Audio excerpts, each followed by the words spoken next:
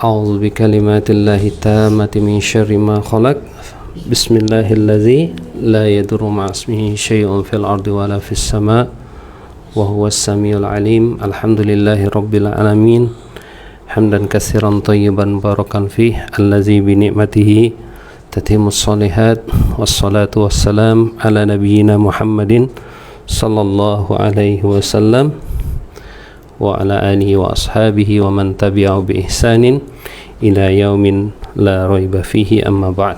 Alhamdulillah, kita panjatkan puji syukur kepada Allah Subhanahu wa taala. Alhamdulillah pada malam hari ini saya seperti mana hari Kamis insyaallah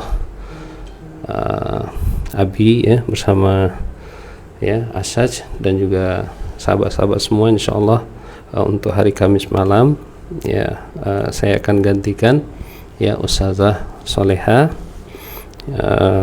dalam sesi ya siri hadis qudsi insyaallah. Dan pada malam hari ini alhamdulillah kita sudah masuk pada hadis qudsi yang ke 19 ya, hadis qudsi yang ke 19 insyaallah. Jadi kita berharap bahwa adik-adik semua di rumah ya di tempat masing-masing dalam keadaan sehat afiat dan kita boleh mengikuti sesi pada malam hari ini dengan baik dan dimudahkan oleh Allah Subhanahu wa taala. Ya, kita mohon Allahumma zidna ilma warzuqna fahma wa amalan mutaqabbala ya. Kita mohon Allah Subhanahu wa taala berikan kita tambahan ilmu, juga rezeki kefahaman serta amalan yang diterima oleh Allah Subhanahu wa taala. Boleh kita mulakan? Baik, insyaallah saya akan bagi ya peluang kepada Adik Asaj untuk membacakan ya hadis yang ke-19 pada malam hari ini. Jadi adik-adik di rumah yang sudah memiliki kitab ya 60 hadis qudsi ya, untuk anak-anak boleh dibuka ya pada muka surat ke-35 insyaallah ya, 35. Bagi yang belum memiliki setakat ini masih adalah ya stok lebih kurang dalam 25 naskah macam tu ya, insyaallah boleh nanti hubungi pihak yang boleh menguruskan insyaallah. Baik, Adik Asad boleh bacakan? Boleh. Boleh.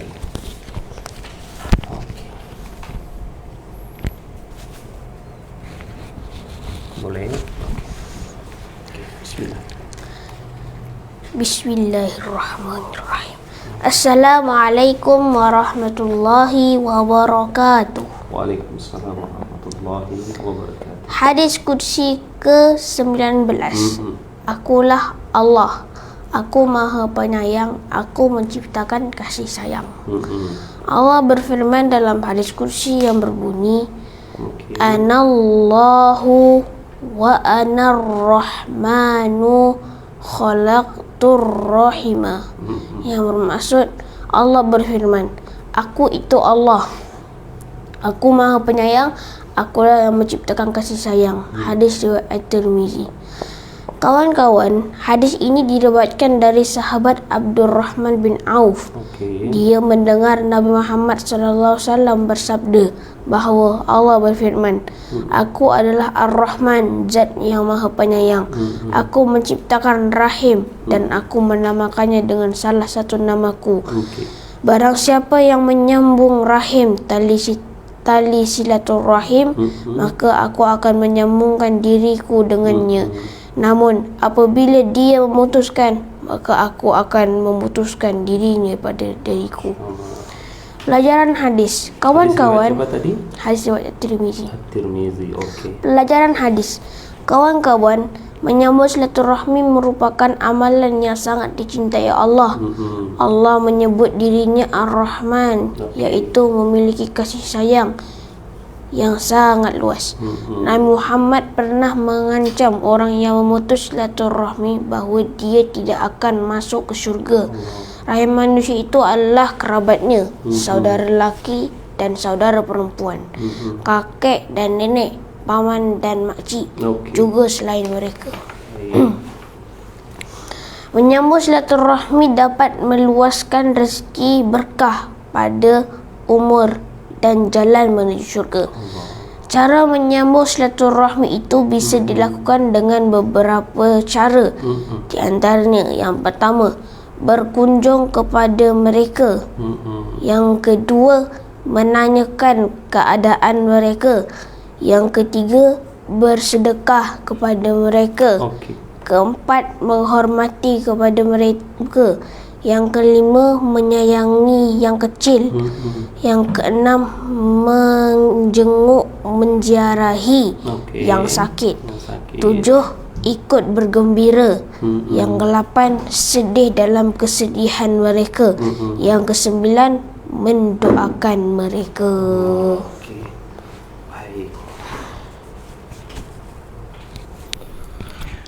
Alhamdulillah ya, sama-sama kita sudah mendengarkan ya hadis qudsi yang 19 ya, hadis qudsi yang ke-19, yaitu akulah Allah, aku maha penyayang dan aku menciptakan kasih sayang. Baik, adik-adik semua yang ada di rumah dan juga adik Asad di sini ya, hadis yang ke-19 ini diriwayatkan oleh Al-Imam At-Tirmizi.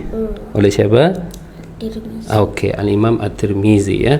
Beliau salah seorang imam yang sangat dikenali ya, sebagai salah seorang yang banyak meriwayatkan atau mengeluarkan hadis ya melalui kitab apa? Kitab hadisnya. Boleh kita kenal Imam Bukhari, kita kenal Imam Muslim ya kan? Mungkin pernah dengar nama juga siapa? Imam At-Tirmizi, ya Abu Daud, Nasai ya kan? Nah, banyak lagi ya. Jadi sahabat-sahabat ya, adik-adik semua yang nantinya mungkin ya ada minat belajar ilmu hadis ya, riwayat ataupun dirayat, maka nanti akan mengenal salah satu imam yang sangat ya dikenali, yaitu Imam At-Tirmizi. Jadi hadis qudsi yang ke-19 ini diriwayatkan oleh beliau ya. Kisahnya kalau dirujuk bahwa ada seorang sahabat yaitu Abdurrahman bin Auf ya, itu pernah mendengar Rasulullah sallallahu alaihi wasallam bersabda ya, bahwa anallah ya. Siapa? Anallah mananya Allah berfirman, akulah Ar-Rahman ya. Nah, akulah Allah ya, dan akulah adalah Ar-Rahman yang apa? Khalaqtur rahim ya. Aku menciptakan rahim. Dan sambungan daripada potongan ya hadis qudsi yang termaktub dalam kitab adik-adik semua, di mana disebutkan ya, aku menamakan ya salah satu daripada namaku, yaitu tadi itulah Ar-Rahim ya. Barang siapa yang menyambung ya, maka aku akan menyambungnya ya. Waman, dan siapa yang memutuskannya, maka aku pun akan memutuskan dirinya daripada diriku ya. Waman wasalaha wasaltuhu, waman qata'aha batatuhu ya. Jadi itu satu peringatan yang mana kalau ikutkan hadis itu memang Allah bagi tahu siapa yang menyambung, aku akan sambung. Boleh? Oke. Tetapi siapa yang memutus, maka aku pun memutuskan hubunganku dengan dirinya. Nah, ini mesti diambil perhatian. Oke. Baik, adik-adik semua ataupun adik Asad di sini, apa makna silaturahim itu yang adik tahu? Kenapa? Menyambung rahim. Oke, dari kata silah dan kata rahim. Maknanya apa? Menyambung ya, kasih sayang. Maknanya menyambung hubungan ikatan kasih sayang. Jadi istilah silaturahim ini adik-adik semua sebetulnya satu istilah yang khas ya, yang khas terkait bagaimana kita menyambung hubungan ya, kekerabatan yang sifatnya ada nasab, hubungan ya, kekerabatan, yaitu baik dari pihak ayah ataupun dari pihak ibu ya, hubungan darah lah ya. Kalau adik-adik misalnya contoh di rumah ya, adik beradik misalnya 5 orang ya, maka 5 orang ini ya, kalau nanti besarlah contoh, maka saling menjalin silaturahim. Tidak ada misalnya satu memisahkan diri yang lain, maka tugas yang paling mulia kita ikat hubungan kita, sambung hubungan kita, jangan sampai terputus. Jadi dia satu istilah yang terhad dalam satu hubungan nasab atau kekerabatan baik itu dari jalur ayah dan jalur ibu. Boleh. Itu namanya silaturahim, macam adik ya kan sama abang Ilkia. Boleh ya kan, atau misalnya adik dengan siapa misalnya? Om Andi dan anak-anaknya. Adik dengan misalnya Om Jody dengan anak-anaknya, atau adik dengan pakcik misalnya dan anak-anak misalnya sepupu adik lah kan. Nah, itu mananya hubungan yang sifatnya apa? Kekerabatan. Ya, karena istilah silaturahim ini kadang-kadang keliru kalau di Indonesia ya. Saya tak pasti dekat di sini. Kalau di Indonesia misalnya istilah silaturahim itu dimaknai sebagai bentuk ziarah. Ya, misalnya contoh adik Asaj pergi ziarah ke jalan-jalan ke Melaka. Kalau di Indonesia dia bilang saya nak ke Melaka nak silaturahmi dengan Abang Haris misalnya, contoh ya kan. Macam itu silap ya, istilah itu silap sebetulnya ya. Tapi kalau misalnya yang satu rahim bilang jadi silaturahim tuh dia satu istilah yang khas untuk ikatan apa? Kekerabatan ya, ikatan nasab ya, dari jalur ayah atau jalur ibu.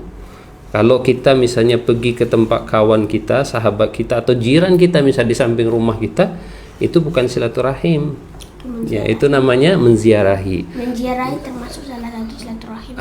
Menziarahi itu juga satu dia satu istilah yang sebetulnya juga kadang-kadang kita ya memahaminya satu bentuk apa?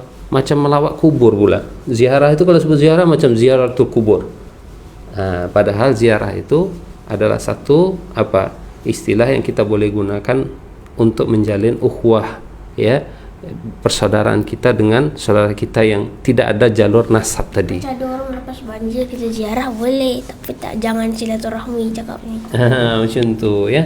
Jadi yang sifatnya adik beradik ya masih jalur kekeluargaan itu betul. Makanya dalam satu riwayat ya Imam Bukhari lah ya, riwayatkan oleh Al Imam Al Bukhari, dikatakan bukan silaturahmi atau menyambung silaturahim kalau yang sifatnya apa?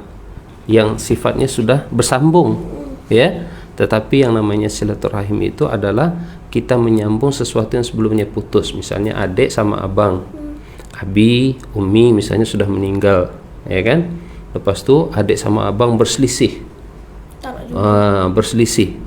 berselisih akhirnya apa, adik cakap udah saya tak mau lagi jumpa dengan abang saya sampai bila-bila. Itu namanya memutus. Itu namanya kalau apa? Putus ada penyebabnya kan? Kenapa? Biasanya kalau putus ada penyebabnya. Banyak sangat. Jadi bukan tidak mungkin, kerap berlaku ya selepas ibu bapak meninggal tuh selalunya apa? Adik beradik ini berpisah. Nah, tetapi kalau kita tidak lebihkan ya, kita tidak faham betapa pentingnya jalinan silaturahim itu, maka apa? Kita sudahlah tak peduli. Adik beradiknya habis semua. Akhirnya apa? Macam Abi adik beradik 5 kan. Maka kita berusaha untuk saling berbeza, itu akan berlaku.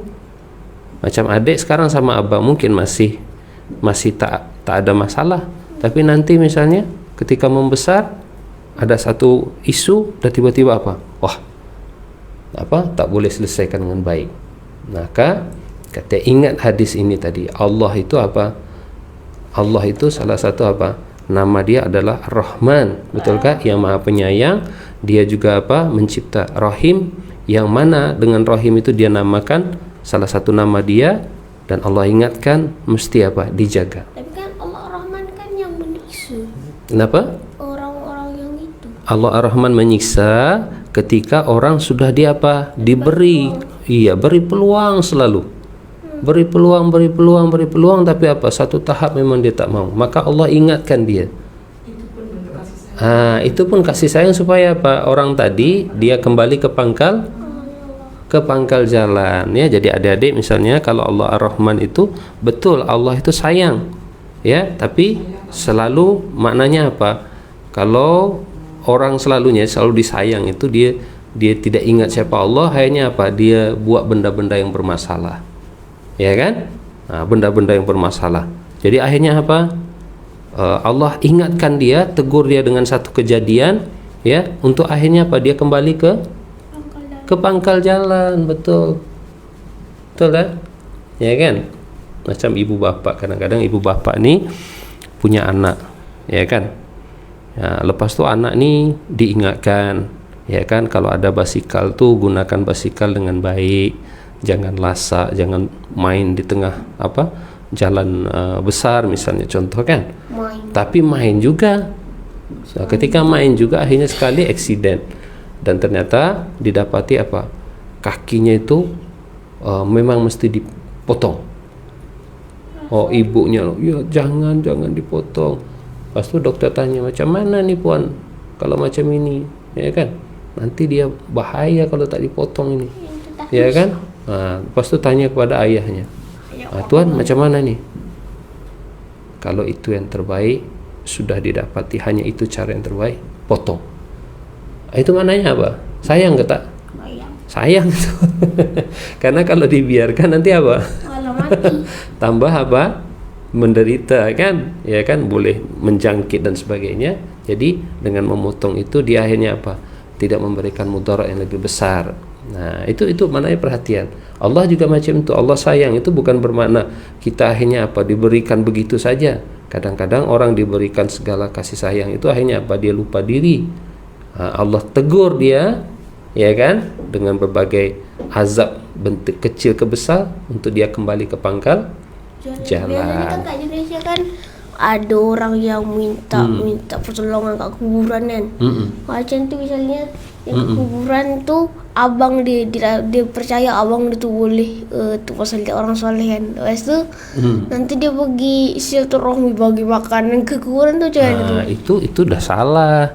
Itu kalau nak tahu macam itu, awal mula bagaimana sebetulnya berlaku ada pemujaan terhadap sesajian, sesembahan, ya, patung-patung itu, karena itu bermula dari zaman Nabi Nuh.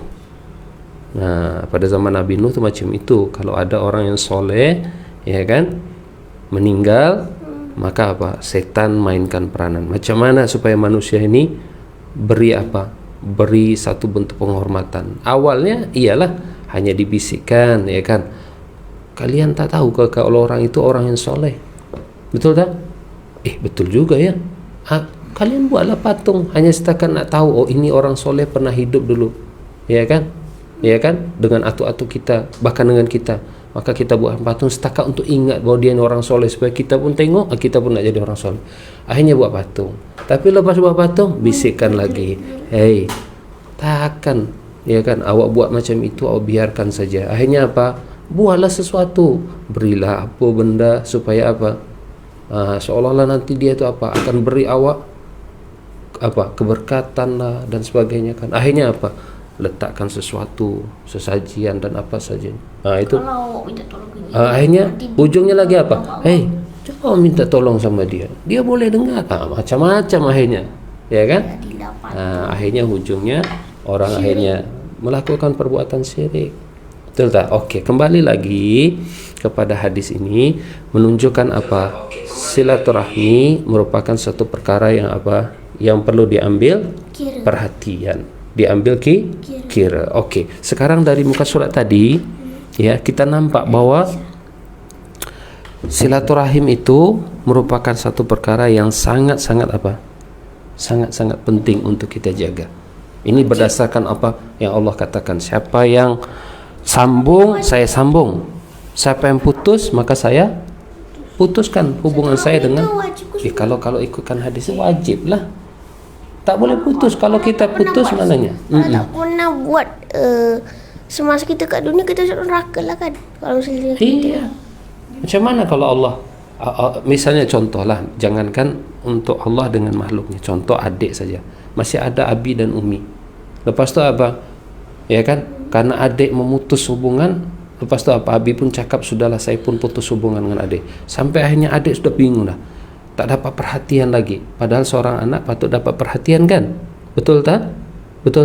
Akhirnya adik pun bingung dah, umi tak menyapa, abi tak menyapa, pening sendiri. Bayangkan kalau Allah memutuskan hubungan dia dengan kita, itu bahaya.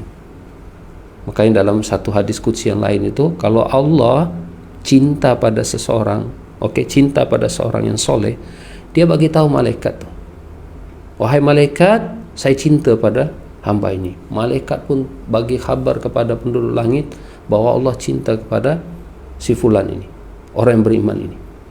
Akhirnya apa? Sampai ke bumi. Sampai apa? Kesan daripada cinta Allah kepada hamba ini, ya, itu dirasakan. Begitupun kalau Allah tak suka kepada seorang apa? Manusia. Ya, apalagi manusia yang zalim. Allah akan cakap pada malaikat, wahai malaikat, saya benci kepada apa? Kepada orang yang zalim ini. Malaikat pun bagi kabar kepada penduduk langit, dan apa? Dikhabarkan bagi penduduk bumi, ya. Kata Rasulullah, orang ini pun akan apa? Tidak memberikan apa-apa. Maknanya orang ini akan susah, memberikan kesusahan, ya, memberikan ketidakberkatan. Nah, itu bahayanya macam itu. Jadi silaturahim dikatakan tadi muka surat itu banyak manfaatnya. Pertama, dia adalah jalan menuju surga. Jalan menuju surga, ya kan? Nah, kemudian dia juga apa? Di sini disebutkan berkah, menambah keberkahan, ya, rezeki dan juga umur. Nah, coba adik sekarang baca. Tadi di situ ada disebutkan beberapa cara kita untuk menyambung silaturahim. Oke, coba adik bacakan satu-satu. Ada berapa itu? Coba nanti kita. 9. Berapa? 9. Oke, coba bacakan. Yang pertama, berkunjung kepada mereka. Baik, ya. Di sini disebutkan tadi bahwa cara untuk menyambung silaturahim yang pertama adalah dengan kita apa? Melakukan, ya, berkunjung kepada mereka. Nah, kita berziarah, ya. Maknanya kalau silaturahim itu kita misalnya abang dengan adiknya, abang dengan neneknya, ya kan? Abang dengan ibunya, dengan pakciknya, dengan sepupunya. Nah, itu namanya apa? Kita berziarah, kita jalin silaturahim, kita ikat sambung silaturahim itu. Yang kedua apa deh? Yang kedua, menanyakan keadaan.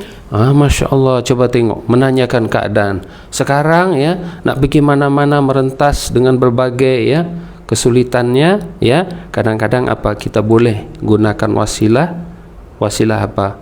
Bertanya kabar melalui apa? Melalui kita boleh video call, ya kan, dengan kerabat kita di kampung misalnya, tanya apa kabar semuanya, ya kan. Nah, itu salah satu apa? Cara untuk menyambung silaturahim. Misalnya kalau ada rakan kita yang banjir kan, tapi dilarang merentas, macam mana nak itu masa video call, tapi bukan boleh hantar barang pada video call pun. Oke. Ada keperluan. Misalnya, jadi kata Asaj, ya, bagaimana misalnya contoh kita punya saudara kandung yang tinggal di satu tempat dan berlaku kebanjiran misalnya. Kita apa? Salah satu cara untuk silaturahmi tetap dirasakan adalah kita menghubungi dia, tanya kabar, call dia kan. Bagaimana kabar abang sekarang dengan keluarga? Abang juga rasa, Masya Allah, dia tahu juga, ambil kira kan. Itu namanya apa? Cara kita menyambung silaturahim tadi. Tanya kabar tuh. Adik saya walaupun jauh begitu, dia ambil kira, dia tanya kabar saya. Alhamdulillah abang sehat. Oke, abang ada apa-apa keperluan tak? Ya kan? Nanti saya akan suruh orang yang boleh sampai ke tempat itu. Kalau boleh saya ke sana, saya akan ke sana. Tapi kalau saya tak boleh, abang bagi tahu keperluan yang mendesak pada masa ini, maka saya akan apa? Hantar orang untuk bagi apa keperluan-keperluan abang. Masya Allah, itu cara untuk sambung. Betul tak? Oke. Kemudian yang keberapa? Yang ketiga. Bersedekah kepada yang fakir dari mereka. Bersedekah kepada yang fakir dari mereka. Maknanya kita dalam satu keluarga, adik-adik semua, ya kan. Adik-adik mungkin ada yang adik-beradik 5 orang. Ke depan itu adik-adik tak pernah tahu nanti, ya kan, siapa yang mungkin berjaya dari segi ekonominya, ya kan, kecukupan dan sebagainya. Belum tahu lagi kita ke depan macam mana. Betul tak? Nah, maka kalau seandainya nanti misalnya kita adik-beradik 5 orang, ternyata dari 5 orang itu ada 2 yang berjaya, dalam arti kata apa? Dicukupkan, ya, dilebihkan, ya, rezekinya. Kemudian 3 adik-adiknya itu dalam keadaan serba mungkin 1 kekurangan. Jadi yang abang paling tua ni ambil berat tentang adik dia. Dan ketika misalnya contoh dia nak keluarkan zakat misalnya kan, sudah cukup haul dalam setahun, nisab ya, di mana benda itu sudah layak untuk dikeluarkan. Misalnya zakat tuh, misalnya salah seorang abangnya yang mungkin berjaya, dia terus dia terus utamakan adik dia yang paling kecil itu. Ternyata adiknya itu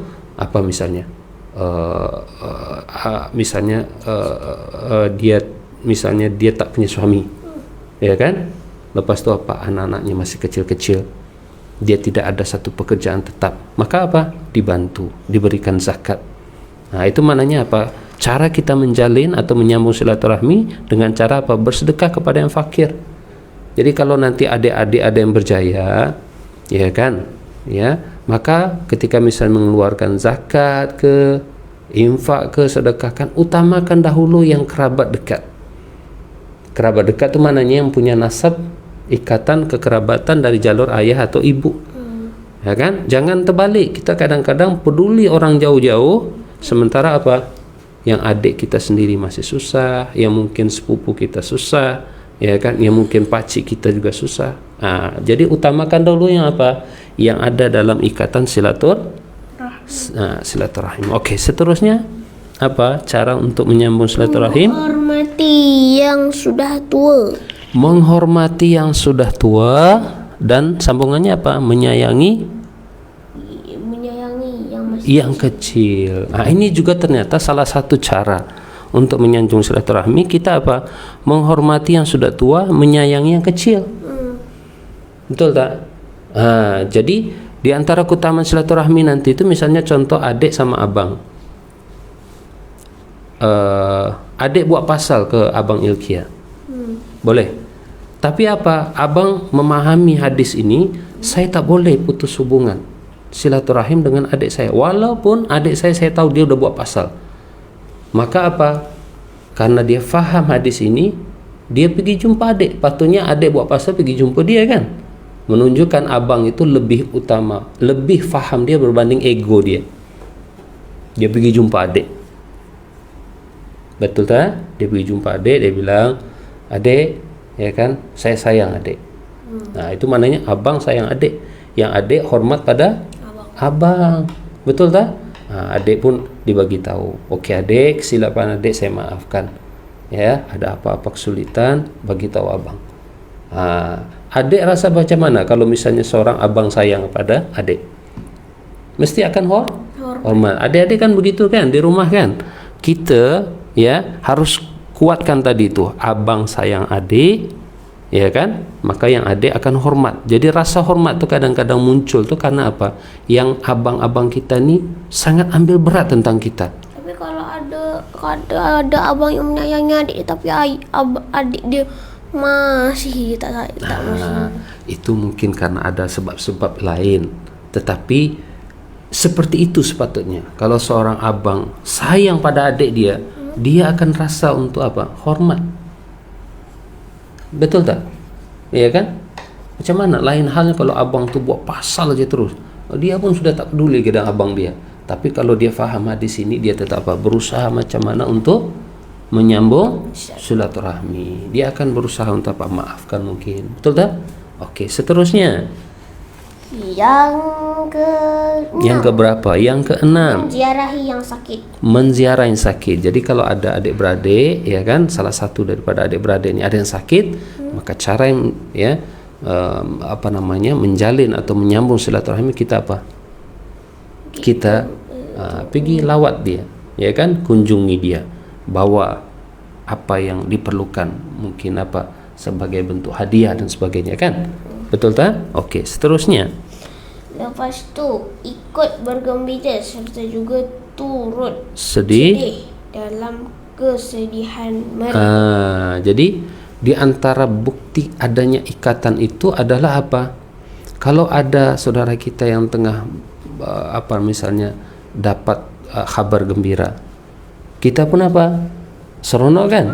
Kita pun menyampaikan alhamdulillah, ya kan, tahniah. Begitupun kalau ditimpa dengan musibah, kita pun rasa kita pun rasa susah, sehingga adik-adik pun menghubungi, menghabarkan, ya, ya kita pun ikut bersedih, tapi coba kita selesaikan masalah kita ya sama-sama. Yang terakhir. Oke, yang terakhir, bukan yang terakhir. Yang terakhir. Yang terakhir apa disebut? Dan bisa juga dengan mendoakan mereka. Allahu Akbar, tabarakallah. Jadi di antara perkara yang paling asas juga untuk kita menyambung silaturahim itu adalah kita apa? Saling mendoakan. Kadang-kadang adik-adik semua ya kan, ya sekarang ini mungkin kita belum merasakan lah, ya kalau sudah nanti sudah ada tanggung jawab, sudah berkeluarga semua, kita terpisah antara satu dengan yang lain, kita kadang-kadang tak tahu. Mungkin kita berpikir bahwa apa kejayaan kita itu karena apa? Usaha kita. Tapi kita tak sedar bahwa kita punya ibu bapak, kita punya abang, kita punya adik yang dari kejauhan mereka sentiasa mendoakan kita. Ya, mereka berusaha untuk menjaga silaturahim dengan kita, ya salah satunya adalah dengan mendoakan kita. Nah, itu kita tak rasa macam adik nanti. Betul tak? Ya, sudah besar nanti. Ya kan, doakan abang, abang doakan adik. Jangan merasa kita ni hanya melakukan semua kejayaan kita hanya karena usaha kita. Abang ego tak nak patutnya adik mendoakan abang, tapi abang tak boleh mendoakan adik. Tapi kita jangan berharap orang selalu, kita berusaha untuk apa? Tampil dengan orang yang apa? Orang yang macam orang faham lah. Kalau orang ego tadi kan macam tadi itu. Abang rasa kamu buat pasal, kenapa saya pula pergi jumpa awak kan? Patutnya awak jumpa saya sebab awak adik. Itu namanya apa? Lebih ego dari faham. Tapi kita berusaha untuk lebih faham ya daripada ego. Betul tak? Jadi itu beberapa ya keutamaan ataupun beberapa cara untuk kita menyambung silaturahim ya. Adik-adik semua ambil perhatian benda ini, walaupun kita masih kecil-kecil sekarang ni, tapi apa? Kita bersyukur melalui hadis ini kita nampak begitulah Islam ya mengambil berat tentang apa? Pentingnya silaturahim. Ibaratnya macam inilah ya kan. Kalau kita punya masyarakat yang besar, masyarakat yang besar ini yang kuat, yang kukuh ini, dia sesungguhnya bermula daripada yang kecil, yaitu rumah yang kecil. Dan dalam rumah yang kecil itu dia ada apa? Orang-orang di dalamnya yang perlu kukuh dan kuat juga dengan cara apa? Dengan silah tadi, dengan ikatan tadi. Tapi kalau misalnya misalnya contoh lah ya adik-adik semua, misalnya di taman ini, di tamannya ada 20 rumah. Ternyata apa? Di setiap rumah itu ya antara adik beradik, anak dengan ibu tidak ada silaturahim yang kuat. Susah dah. Musuh datang memang kita confirm dah mudah dikalahkan. Oke, sebagai penutup ya kan, adik Asad coba sebutkan apa ya keutamaan daripada silaturahim ini. Dia merupakan apa tadi? Dia merupakan salah satu untuk menyambung sama rahim. Iya betul. Salah satu jalan untuk menuju surga. Amalan ya. Oh, kalau amalan mananya ada pernah kisah Nabi Muhammad juga. Ada kisah. Okey, adik bacalah. Okey, adik baca sini. Kisah dia macam ni. Nabi Muhammad pernah